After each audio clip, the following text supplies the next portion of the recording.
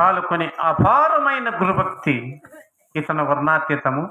నేను ఎందరో భక్తులు సూచితి కానీ ఇట్టి నిర్మల మనసు గల వాడిని నేను చూడలేదు కదా. ఇట్టి శాంత సమాధాది సద్గుణ సంపన్నుని దూరము చేయటం మంచిది కాదు. ఇతను నా ప్రేషునిగా చేసుకొని ఇతను జన్మ పరిపూర్ణం చేస్తున్నాను.